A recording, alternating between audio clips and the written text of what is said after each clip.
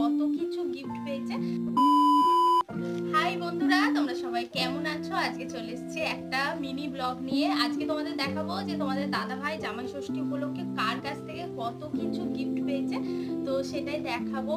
আর চলো ভিডিওটা স্টার্ট করি। তো প্রথমে আমার মা বাবা মানে তোমাদের দাদা ভাই নিজেই পছন্দ করে নিয়েছে। দেখো এই পাঞ্জাবিটা, কালারটা আমার ভীষণ পছন্দ হয়েছে।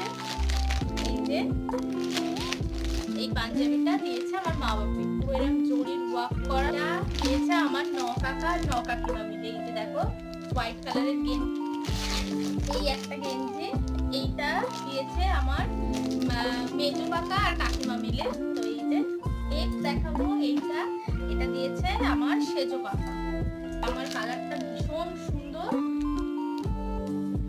তো ব্যাস, ভিডিওটা কেমন লাগলো অবশ্যই কমেন্টে জানিও। সবাই ভালো থেকো, সুস্থ থেকো। আজকের মতো